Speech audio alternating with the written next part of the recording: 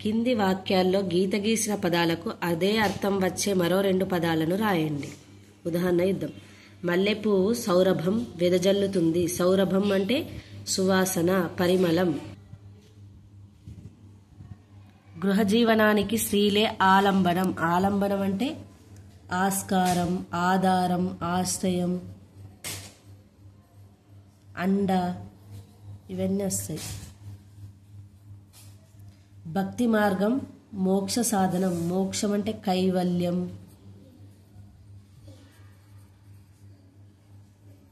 ముక్తి. కాయ కష్టం చేసేవారు కొందరు, తినేది అందరూ. కష్టం అంటే శ్రమ, పని. కింది పదాలతో సొంత వాక్యాలు రాయండి. పురోగతి. పురోగతి అంటే విద్యార్థులు చదువులో పురోగతి సాధించాలి. ఏంటి? విద్యార్థులు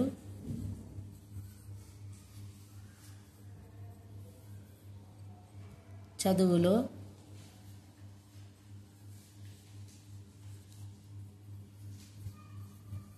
పురోగతి. పురోగతి అంటే అభివృద్ధి, పురోగతి సాధించాలి. రూపురేఖలు. మొక్కలు నాటడంతో బడి రూపురేఖలు మారిపోయాయి. ఏంటి? మొక్కలు నాటడంతో బడి రూపురేఖలు మారిపోయాయి.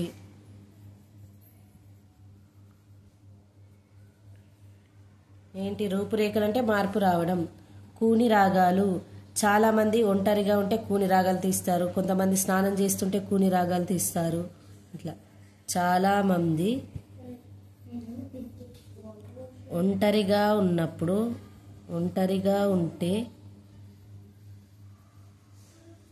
కూని రాగాలు తీస్తారు. కూని రాగాలంటే పాటలు పాడతారు.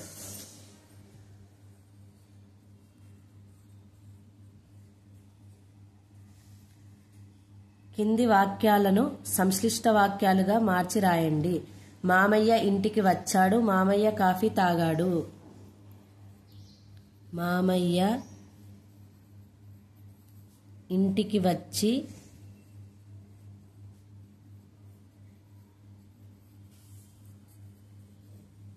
కాఫీ తాగాడు. సంశ్లిష్ట వాక్యం అంటే ఏంటిదంటే ఇచ్చిన వాక్యంలో ఒకటి లేదా ఒకటి కంటే ఎక్కువ అసమాపక క్రియలు ఉండి ఒక సమాపక క్రియ ఉంటే అది సంశ్లిష్ట వాక్యం. ఇందులో కర్త అనేది పునరుక్తం కాదు. కొమ్మ విరిగిపోయింది, కొమ్మ కింద పడింది. కొమ్మ విరిగిపోయి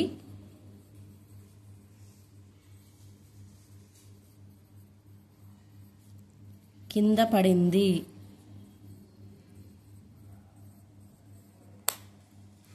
శత్రువులు భయపడ్డారు, శత్రువులు పారిపోయారు. శత్రువులు భయపడి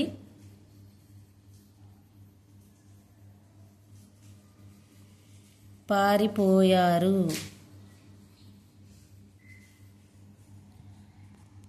కింది వాక్యాలను సంయుక్త వాక్యాలుగా మార్చి రాయండి. సంయుక్త వాక్యాలు అంటే ఏంటి? ఇచ్చిన పదాలు అలాగే ఉండి వాటిలో అనుసంధాన పదాలు వస్తాయి. అంటే కంటే కానీ, కానీ, అందువలన, కాబట్టి ఇట్లా మొదలైన పదాలు వస్తాయి. శివ అన్నం తిన్నాడు, రాజు పండ్లు తిన్నాడు. శివ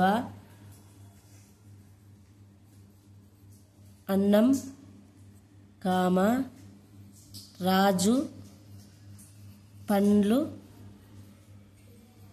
తిన్నాడు. ఆమె పూలు తెచ్చింది, ఆమె కొబ్బరికాయ తెచ్చింది. ఆమె పూలు మరియు కొబ్బరికాయ తెచ్చింది. నల్లని మబ్బులు కమ్ముకొన్నాయి, వర్షం పడలేదు. నల్లని మబ్బులు కమ్ముకున్నాయి, కమ్ముకొన్నాయి, కానీ వర్షం పడలేదు. ఏంటి సంయుక్త వాక్యాలంటే ఏంది? ఇచ్చిన పదాలలో అనుసంధాన పదాలు వస్తే దాన్ని సంయుక్త వాక్యం అంటారు. అనుసంధాన పదాలు అంటే కంటే, కానీ, అందువలన, కాబట్టి ఇలాంటి మొదలైన పదాలను సంయుక్త వాక్యాలు అంటారు. విభక్తి ప్రత్యయాలు చూద్దాం ఇప్పుడు.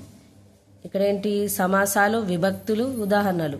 ప్రథమ తత్పురుష సమాసం డు మూవులు ప్రథమ విభక్తి. ఉదాహరణ ఏమో మధ్యాహ్నం, అన్నము యొక్క మధ్య భాగము.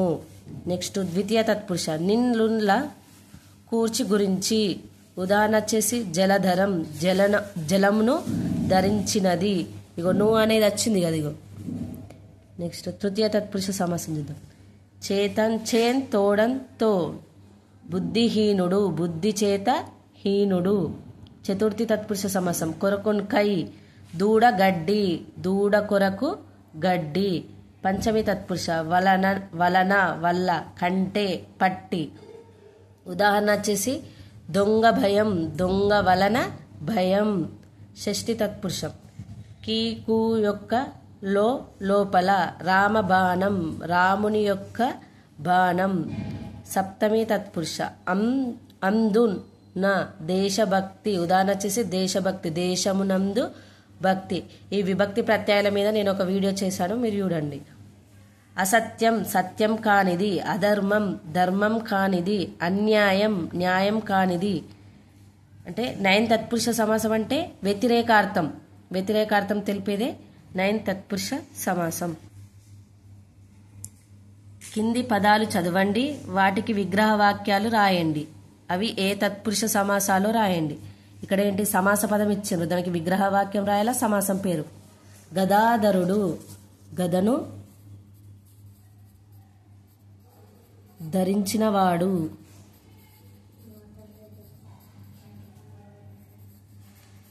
ఏంటి? గదాధరుడు అంటే గదను ధరించినవాడు, ద్వితీయ తత్పురుష సమాసం. ఇగో గదను, నువ్వు అంటే ఇగో నిన్నులను కూర్చి గురించి, ద్వితీయ తత్పురుష సమాసం. నెక్స్ట్ అగ్ని భయం, అగ్ని వలన భయం, అగ్ని వలన భయం. ఏంటి? అగ్ని భయం అంటే అగ్ని వలన భయం. ఇగో పంచమి తత్పురుష, ఇగో వలనన్ కంటెన్ పట్టి. ఏంటి? పంచమి తత్పురుష సమాసం.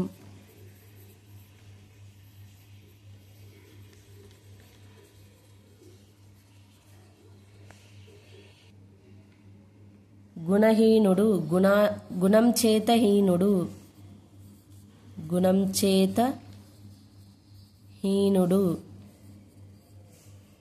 ఇది తృతీయ తత్పురుష సమాసం.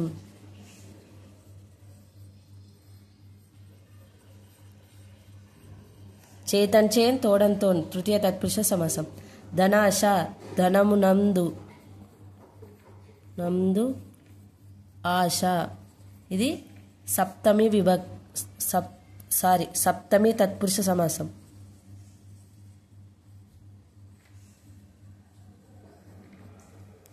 దైవభక్తి, దైవం నందు భక్తి. ఇది కూడా సప్తమి తత్పురుష సమాసం.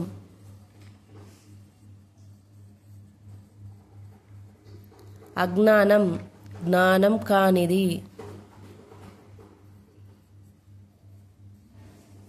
ఇది నయన్ తత్పురుష సమాసం.